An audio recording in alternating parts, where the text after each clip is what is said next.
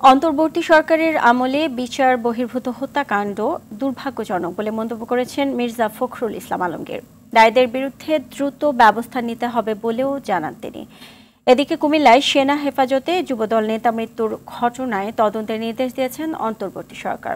এ ঘটনায় সেনা ক্যাম্প কমান্ডারকে তাৎক্ষণিকভাবে প্রত্যাহার করা হয়েছে বলে জানিয়েছে আইএসপিআর।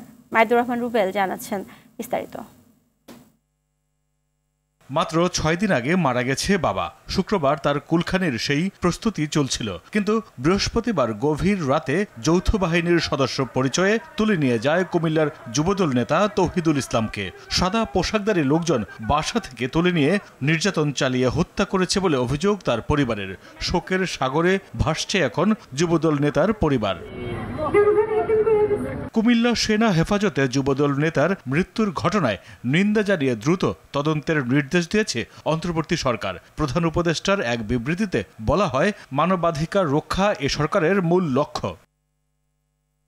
এদিকে কুমিল্লার যৌথ বাহিনীর অভিযানে বেসামরিক ব্যক্তির মৃত্যু অনাকাঙ্ক্ষিত ও দুঃখজনক বলে বিবৃতি প্রকাশ করেছে আইএসপিআর। ক্যাম্প কমান্ডারকে তাৎক্ষণিকভাবে প্রত্যাহার এবং মৃত্যুর সঠিক কারণ উদ্ঘাটনে উচ্চ পদস্থ তদন্ত কমিটি গঠন করা হয়েছে। তদন্তে দোষী সাব্যস্ত ব্যক্তিদের বিরুদ্ধে সেনা আইন অনুযায়ী ব্যবস্থা গ্রহণ করা হবে বলেও উল্লেখ করা হয়।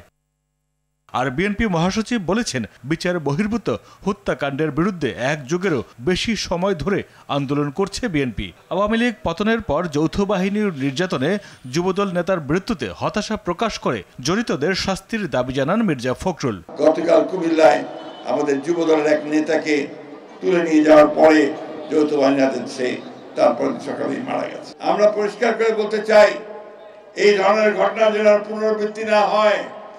যারা এই ঘটনা ঘটিয়েছে তাদেরকে অবশ্যই বিচারের আওতায় নিয়ে আসতে হবে।